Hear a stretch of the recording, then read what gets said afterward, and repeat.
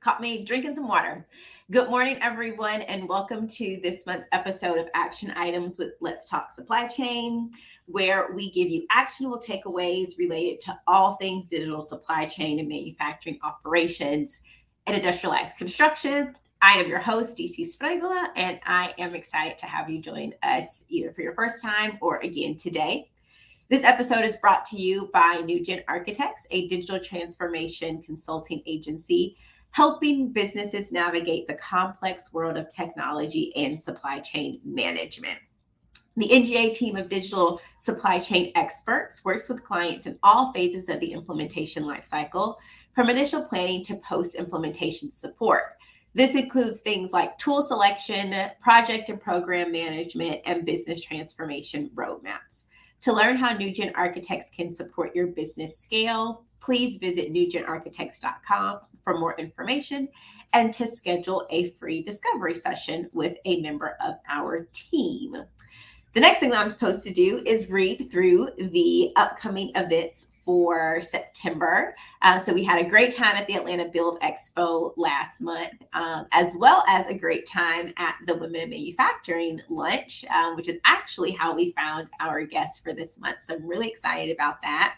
And we are going to be attending a couple of different conferences related to defense and manufacturing in North Carolina, as well as September, we have the She League here in Atlanta, and the Minority Supplier Development Council as well is doing Supplier Development Week. So if you will be at any of those events here in Atlanta, or if you are going to be attending any manufacturing conferences in North Carolina or the DC area, definitely reach out. We would be excited to meet up with you IRL in real life. So today's show, we are going to be talking all things workforce development, reskilling, upskilling resources as we are looking to move into digital transformation and digital modernization.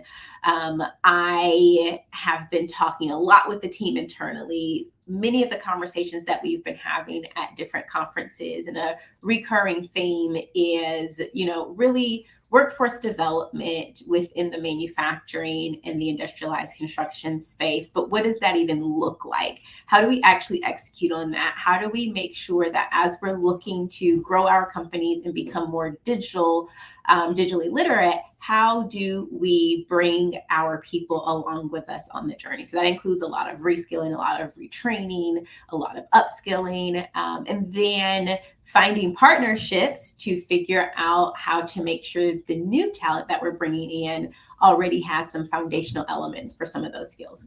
So we have a very special guest who is going to talk through how to actually execute on that with us. So we can go ahead and bring our guest up. Let's see, we have a couple of people who have already said hello. We have Gil from our team. I don't make him come to these, but he does come all the time. He always has a lot of insights to share from the conversations that he's having on the ground.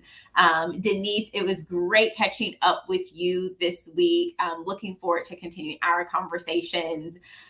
So Michelle, tell me a little bit about, or not just me, tell everyone a little bit about your background in education, and just give a little, shameless plug, sales pitch about what you guys are doing from like the apprenticeship, talent pipeline, that perspective of working with manufacturers in your area.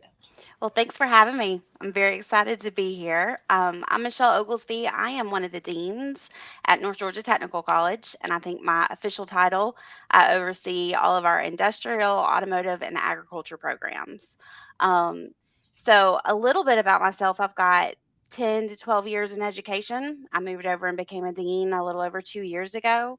And really, what we're doing here at North Georgia Tech is trying to make sure we're working with our industry partners. We serve an 8 county service area in Northeast Georgia.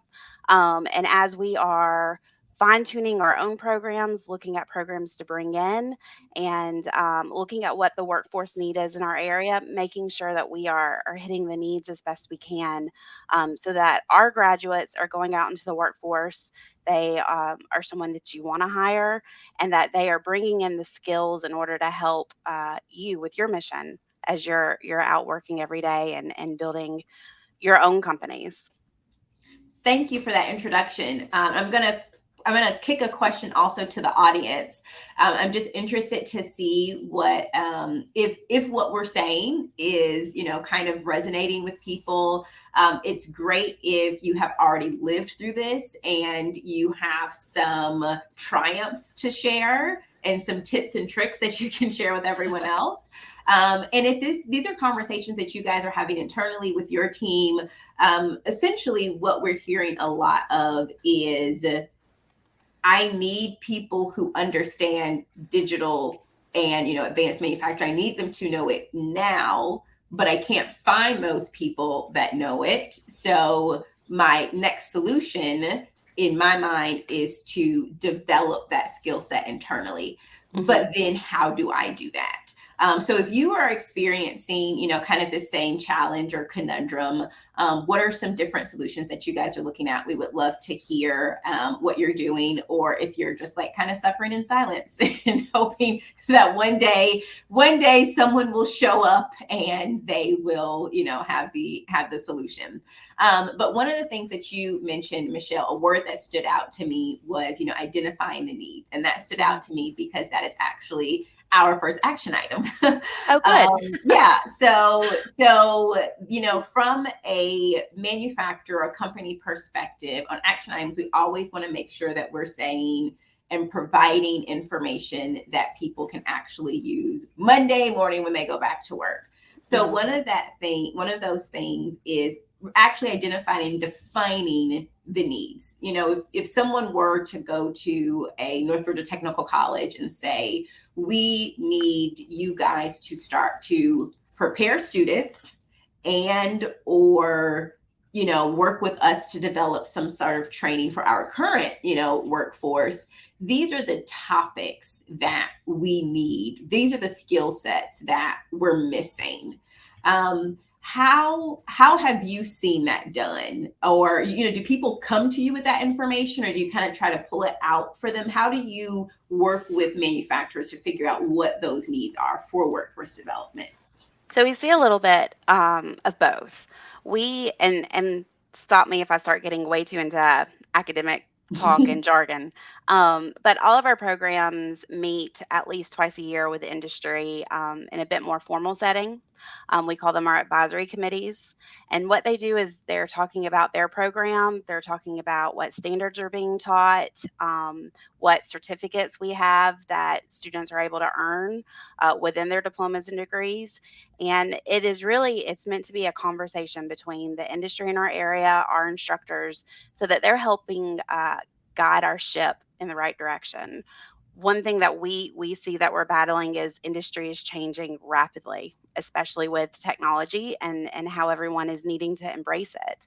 And so we run our programs off of state standards, but that doesn't mean that we can't continue to grow and change and adjust those standards for industry need. And that's really where we need to be able to have those conversations with all of you guys about what is changing within your own industry, what you're looking to embrace, and then how we can kind of step in and help build that bridge from our graduates to what you're looking to hire and what you need within your own companies.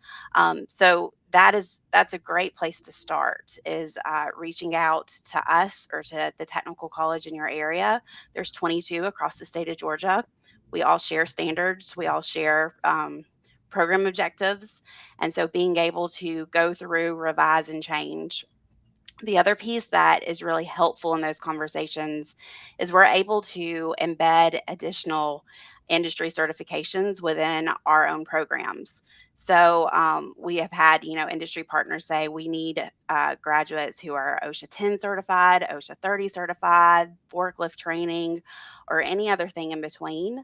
We can work to bring that into the curriculum. That way, by the first semester they've received those certificates, or before they graduate, they have those certificates.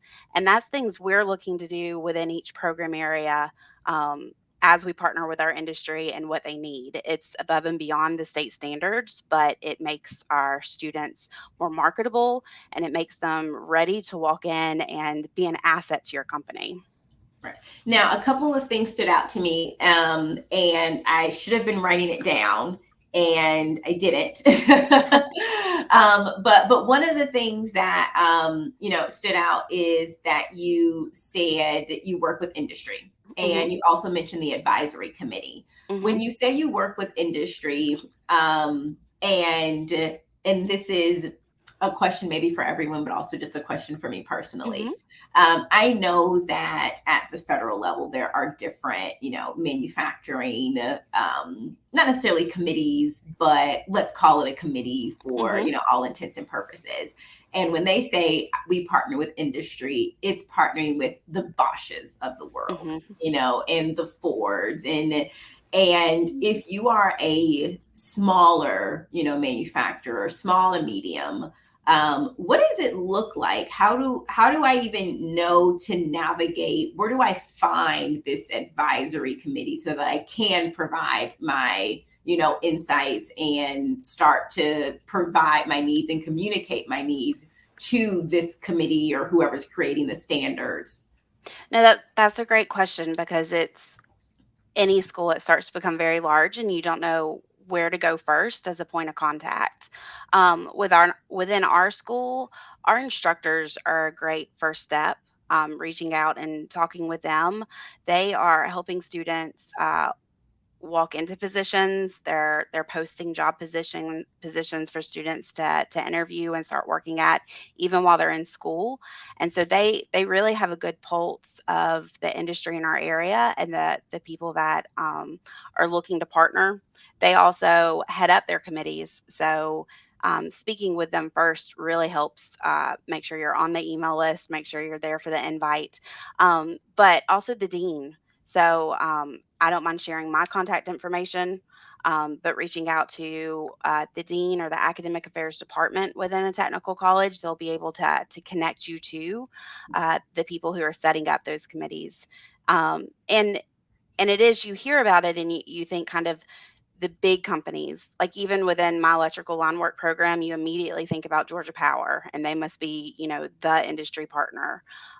But we work very hard to make sure our instructors are working with everybody within the area. Mhm. And so, any small company that is looking to learn more about us, or looking to invest in us, and share ideas and share needs, I encourage you to reach out to me. My office number is 706-754-7880.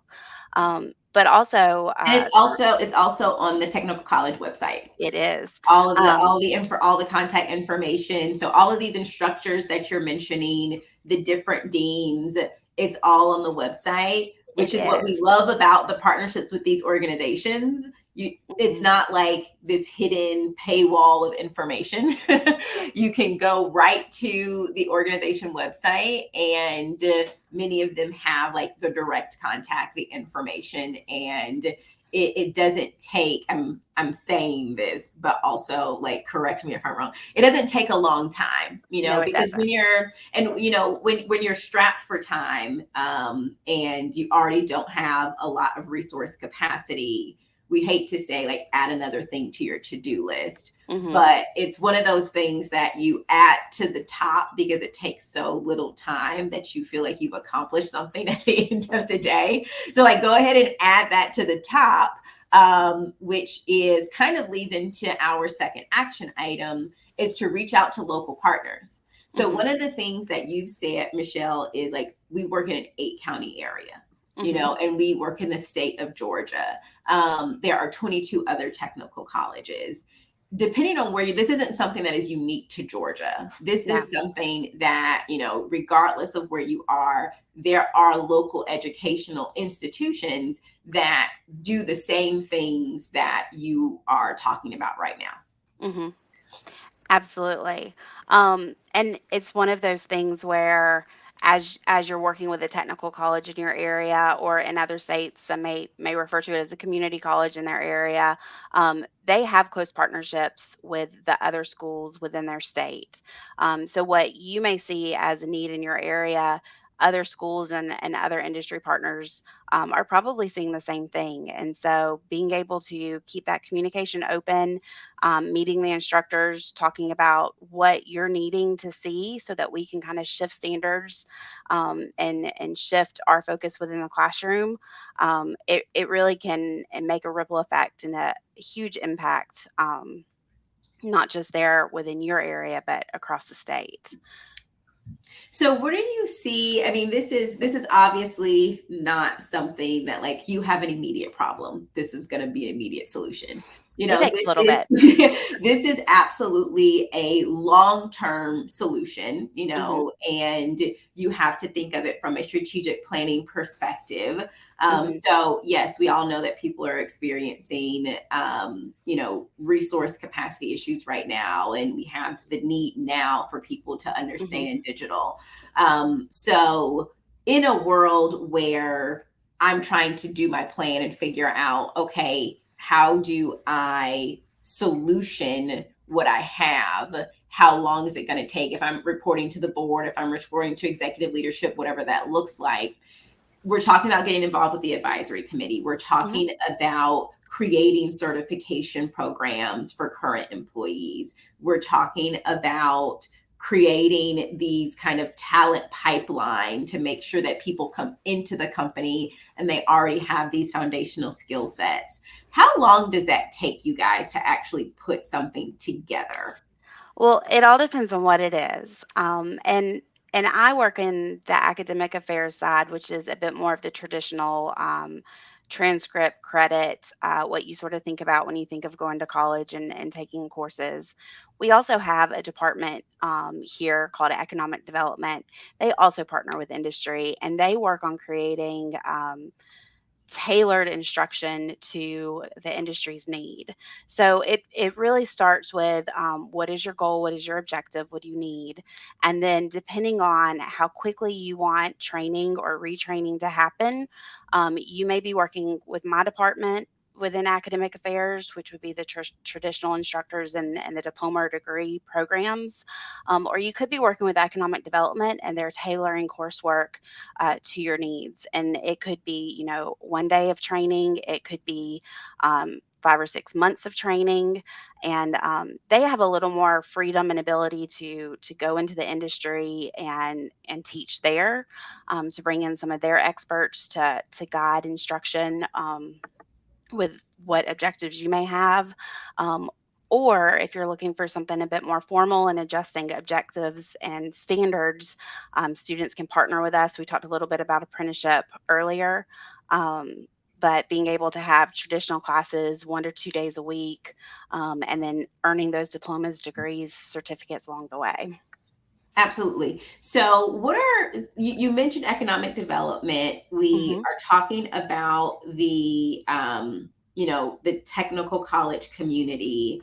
What are some other organizations when we say, reach out to local partners? Hmm. Um, what are some other organizations? And I think when you and I were talking about what could be something useful to share, when people think, hey, I need to get my employees and my team members trained, Hmm. or I need to get this other person in here quickly, like staffing job boards, staffing agency job boards, and then Hmm. what was the other one we said, Michelle? Ah, Staffing agencies, job boards, and I don't remember. But those are the two things that come to mind. Um, what are some other solutions and local organizations to where I don't have the budget necessarily for a staffing agency. Mhm. So I want to partner with some of these other local organizations, because what a lot of people don't realize is that a lot of these local organizations also get grant funds, and they have money readily available to support small businesses, especially now within the manufacturing space, as we're talking about reshoring and bringing a lot of infrastructure back into the states. There are a lot of programs that are available if you don't have a big budget, but people just don't really know where to look. Is there a database, or like, is reaching out to the technical college a good first step? Like, how could they navigate that? Yes. So I would say reaching out to the technical college is a good first step. You mentioned job boards, and we have something similar here at our college, where people reach out to our school. They have different positions that they're trying to fill. We're able to send that out across our school, so all students are aware of it. And then as instructors see it and it applies to their programs, they actually have places to post it within their labs and within their classrooms. So immediate employment, that's a really great step. With the programs that I work with, which are the traditional hands-on trade programs, we're really looking at our scheduling and trying to help students maximize their time out in field. So, as we're looking at putting together full time schedules, we often have them in class 2 days a week, leaving them 3 to 4 days a week to be able to work out in the field. And again, that relationship with the instructors, they are able to find the students that are really kind of understanding the material quickly first semester. They're ready to start working in the field as they continue their academic journey. And with the schedules, you're able to kind of predict when they're in class, when they're available to work. So those are always really great things to work with and do.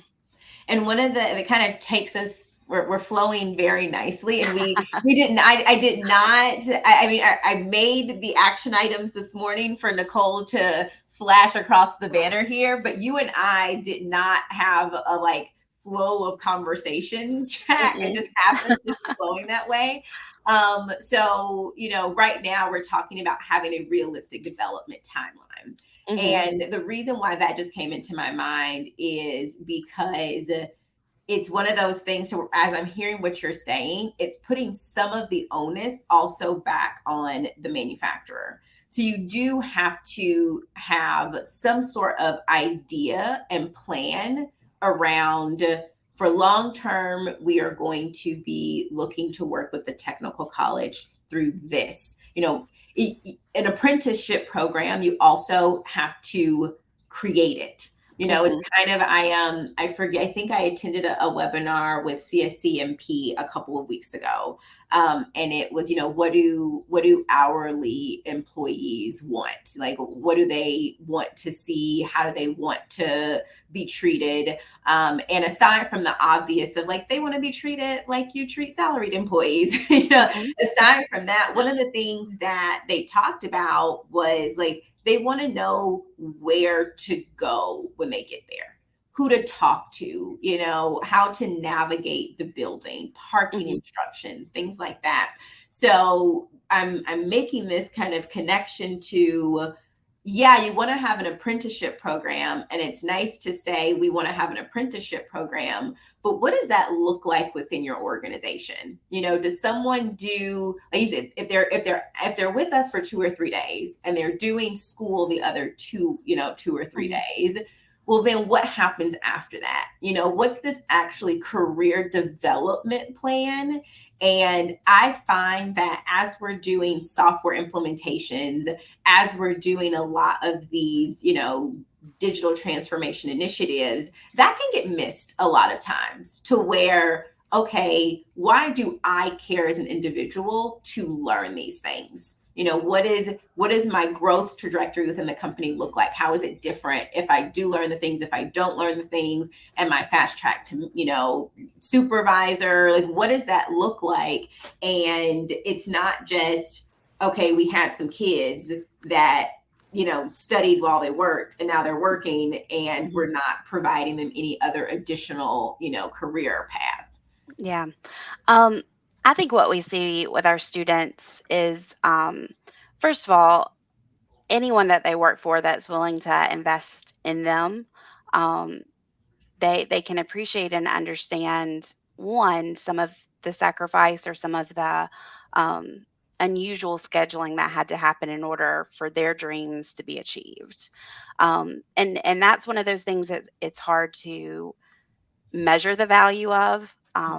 But you know that your employees see that and know it.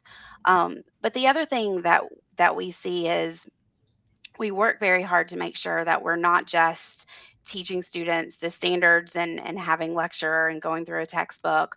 We really value the hands-on learning, and the hands-on aspect of their career, because we have them, and depending on the program, we have them anywhere from 8 weeks to, 5 or 6 semesters, to really let them understand what field they're entering into and what great life they can build from that.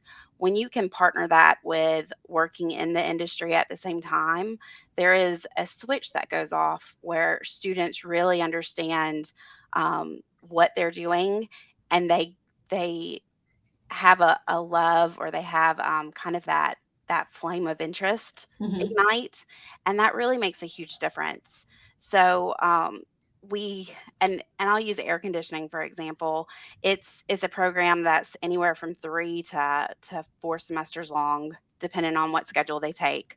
Um, but the first semester is very heavy in theory, and so a lot of students come out of high school, or come to us non-traditionally, and they think technical college, I'm going to go out in the lab, I'm going to wire up some stuff and make everything cool. And it's tough because you have to understand the foundation of it before you can really get your hands into the equipment and safely work around it. Being able to also work out in the field helps them understand what the refrigeration cycle they're learning about in class is actually happening and why it's important. And as they continue to grow and you go from residential to commercial, and you realize just how big some of these chillers are, and some places that we walk around like hospitals and kind of um, take for granted what all is happening to keep this place running and operating for everybody. When you realize where your career can grow in all of this, um, it really creates, for us, a better graduate. But what we have seen is, for employers, it's better employees, because they're understanding the full circle of it. Mhm. We work really hard to make sure our labs are following industry standard as best we can. They look like what they're going to see out in the field, but at the end of the day, it is a classroom of some sort. So it's not always exactly like what they're going to walk into when they walk into, a manufacturing floor. Mhm. um, and so we see our students that are working and learning together. um, they are grasping the concepts faster, they're becoming better employees, and they're better students because they're asking more challenging questions. They're working with the other students in groups to push each other a little further and explain what they're seeing on the job and how it could vary from the lab they're doing here. It's quite impressive to walk around and see. Mhm. Now, you mentioned a couple of things, and it got me to thinking about my education. I Mhm, went through traditional four-year university, mhm, and we've talked a lot at different manufacturing and construction conferences of how they just really, when I was growing up, it was four-year college, go to mhm, four-year college. No one ever talked about trade school. No one ever talked about technical college. It was very much a like almost a stigma to to doing it. mhm, And we talk about that a lot within the industry as a reason for the current talent shortage mhm, is that no one went to school 10 years ago for these types of programs. But also, to your point, things are changing so quickly mhm, that it's hard for academia to really keep up mhm. with how quickly like data is changing, and AI and ML and blockchain and advanced manufacturing and 3D printing, and it's almost kind of like things are happening overnight if you compare it to how quickly the education system can keep up. Absolutely. So that brings me to, you mentioned certifications. Mhm, So how is like working with your team different from, oh, I want to send my employees through like a Six Sigma certification, or I Mhm. want to send them through some sort of certification. There are plenty of certification bodies and partners, and you can find them and say, hey, can you come do this thing at our company 2 or 3 days? How is it different, actually creating a tailored certification for like current employees, and what do those time lines normally look like from completion, but also how much time does it actually take? I mean, those people who are current employees that are going through these certification programs aren't going 2 or 3 days a week to school. Are they Mhm. doing it in the evenings? How much time do your industry partners provide for their employees to actually do these sorts of certification and training programs?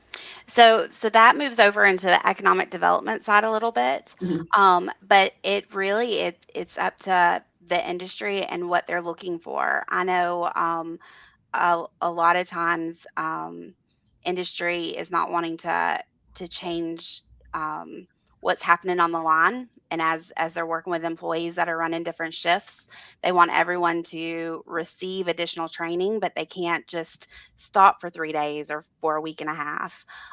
So they work with our economic development team to bring someone in, and they kind of map out what times or what days or how frequently is going to work for them and their needs. I know some of my instructors will work with economic development as instructors on Fridays. Our school is open Monday through Thursday traditionally. So they may be going into an industry partner every Friday for 3 months, working with one group of people before lunch, before they're going on shift, and then picking up another group maybe after lunch as they're coming off a shift.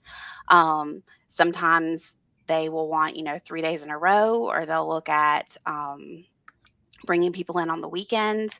But as far as investing in your current employees and having short-term training, it really is a conversation of what you need, and then we work to make sure that we can make that happen. If there are certifications within my side of things that you're looking for, as we're having those conversations, we can look at how we can adjust the schedule in the upcoming semester to be able to help with that. Our traditional semesters are 15, 16 weeks long, but we also have mini masters. So we can look at teaching classes in an 8-week time period. And that way we're able to kind of adjust some things so that, one day a week or one morning a week, you have someone coming to us and they're getting training on the traditional credit side of college. But you also know how long that will last, and it's not forever. Right, absolutely. And it gave me a thought. So we have a couple of comments that I do want to get to. Hmm.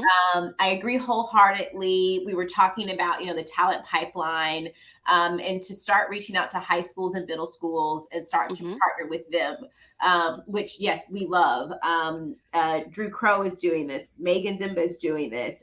There are a couple of people who are like dedicating themselves to, like, this is what they do, is they go around and they make manufacturing fun, and they talk about technology, and they talk about all of the fun things. And even women in manufacturing, I've been seeing a lot of. I think it's important also, and you and I talked about this a little bit, in that when you do a Google search, you're not necessarily finding the best solutions or the best answers. You're finding whoever has the larger ad budget, and like who can get on the first page of Google. And what that means is that, like, you miss a lot of what could really be the right solution for for your organization. I wonder how many people watching. I know that I personally, if I think about when I did my master's, when I did, when I studied industrial engineering undergrad and then master's in engineering management, to your point, the fundamentals, like the Mhm. fundamentals of how these things work. We talked about total quality. We like did some stuff in Minitab, which I've literally never seen again. um, we did some things in Excel, not nearly enough for me to like be Mhm. able to actually use it, not to actually use it when you're working. And Laura said, learn while you're on the job gives you an incredible advantage. And I think that what we need to ideally do from an education perspective and like an industry partnership is to really figure out where that line is. Yeah. Where does the line blur from like this is what you learned in school, and setting the expectation with industry that like obviously people aren't just going to come in here and know everything. Mhm. And we also did not make this, 2-year degree program just for your company and the way you guys do business. Um, Mhm. so there is that expectation setting.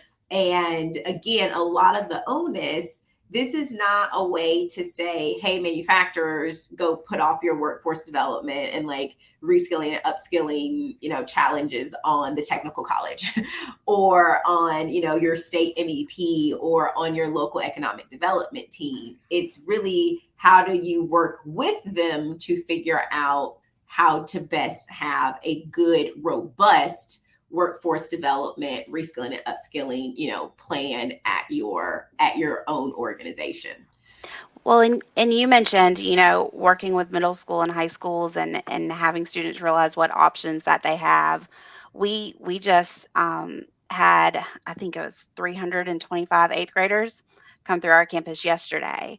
And what we are working with the middle schools in our area is, they're in Georgia, they pick their pathways for high school that they're going to take concentrated classes and learn about as far as the CTAE courses and side of things at the high school. And so we were inviting eighth graders in so that they could see our programs and they pick specific paths that they were interested in, so that they could see the programs that we offer that fall into these ideas that they care about and enjoy right now, so that as they're picking high school classes, they can also see a future of how they're building that into possible dual enrollment classes while they're in high school, possible programs to complete once they graduate through us, and then what industry and what careers could lay out for them after their 2 years with us Mhm. when they graduate. The other thing, we're having lots of conversations with our local high schools. They have a very strong work-based learning group where students are, getting done with credits in high school. They're going out to work for part of the day, and manufacturers are starting to realize, we've got some students that are coming to us in high school work-based learning. We're talking to them about the different positions and places that they could fit within our company when they graduate, and because they have a relationship with us, they can talk to them about either dual enrollment classes to start taking their junior and senior year to get them ready for that, or what apprenticeship may look like once they graduate high school and they come take classes with us while working, or continue to work part-time with them while they finish a degree with us. It all goes back to networking and being willing to talk about where we are, what we need, and how we can help each other. Mhm. Because when we're helping each other, we're helping our community areas and we're all becoming stronger. Absolutely. And takes us to we have a 10-minute warning a couple minutes ago from Nicole. So getting to our final action item, consider external partners for immediate needs, and not, necessarily staffing agencies. One of the things that we've talked about, you and I, and just in conversations is, consultants. Like, Mhm. as much as it's a dirty word, no one wants to talk about consultants. No one ever wants to use consultants. There is value in Mhm. having a consultant come in, and number one, even just help you navigate that process, navigate everything that we've been talking about, because realistically going through these steps, it does take time. If you're already strapped for time and you're already Mhm. at capacity, then yeah, the 5-minute activity of reaching out to Michelle, that's a 5-minute activity. but then all of the follow-up and being a part of the advisory committee and really working Mhm. to figure out what that long-term, talent pipeline could look like, what the near-term certification creation could look like. None of that is done overnight. No. But having a consultant who does understand this is where your current skills gap is could be the person to just, put that load of the actual grunt work, for lack of a better term, onto them of having the conversations, and kind of outsourcing that piece of it. And then, of course, in the meantime, you do need people who understand these, advanced technologies and software and things like that so they can help you navigate it. But really having, again, always a clear plan. I can't beat a dead horse enough. Like always having a clear plan of this is short term. And I Mhm. know, Denise joined. I don't know if she's still on, but Denise is like a guru in SNOP training. I know that my team, we do specific like digital supply chain training. Where can you automate things like that? Mhm. So there are, consultants who've been doing this for a long time. And the benefit of a consultant is that they often touch a lot of different companies Mhm. and they can bring in those different ideas and say, well, you've been at this company for 15 years. Well, in the last 15 years, I've talked to 25 companies. So these are some of the missteps that we've seen. Let's avoid those. The things that have been great, let's do more of that and implement it here. Mhm. What are some other immediate, steps that you have seen some different manufacturers take? Um, I'm so I'm not real sure. I'm not real sure how to answer that. The Um, answer could be nothing. There is no silver bullet. There's there isn't it's a problem that we're all facing. it Other than is. that, like you just gotta good things take time. It is, and I think everyone is trying to figure out when to make adjustments, if their processes are working correctly, or if there is kind of a time to change and time to adjust. Um, I don't know that I've got a perfect answer for that, but I do know as I've been invited into manufacturing companies through this position, everyone seems to be searching for how do we continue to improve? And I think that is where we kind of find that common ground with us at the technical college too. How do we continue to improve? Because it's very easy to look at programs like welding or like commercial truck driving and say, we've got our courses, we know how to do it, we can make drivers, we can make welders, just come to us.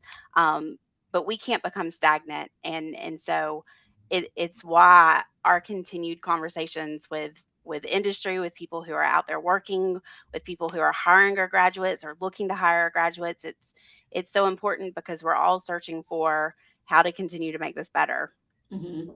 Yeah, and that's what Gil said. Collaborative, creative approaches to solve Hmm. common problems is a good start. It And what is. I'm taking away from that is setting the expectation with leadership Hmm. that you're playing the long game. Hmm. It's not necessarily something that is going to be a quick fix. I spoke with a general contractor, or maybe this was part of maybe it came up during our professional development committee meeting for the Modular Building Institute. But the CEO of a GC firm was saying, yeah, I would love to do more, modular, more industrialized construction, more Hmm. things with technology. But in order to do that, I need the people who know how to do it. Hmm. And if I don't have those people, I need to teach my people, which doesn't solve my immediate need of wanting to take on the projects because now I have to teach the people. Yeah. So and there aren't enough people that are out there that have the skill set that I need. Hmm. So I think it's one of those things to where misery loves company. So like We battle that same catch 22. we're We all have. dealing with the same catch 22. We're all working Hmm. to try to figure it out. So, ultimately buckle down, understand expectations, set them, fit in consultants where you can, but Hmm. also just know that you're going to have to do the training and it's going to take time for people to learn it. Hmm. And we offer training and all sorts of lengths and depths. And so where we can assist and help, we would love to because we're stronger all together. Absolutely. All righty. And that concludes today's show. Thanks so much for joining, Michelle, taking some time this Friday morning. Thank you for listening and supporting our show. If today's content resonated with you, or if you're seeking hands-on support for your digital supply chain and resilient business operations needs, visit nugенtarchitects.com to schedule a free discovery session with a member of our team. And if you want to be sure to never miss a show and catch recordings, be sure to sign up for our newsletter at the same site, newgenarchitects.com, or at letstalksupplychain.com, and looking for the little drop down action items, and we'll be there. Have a great weekend, everyone.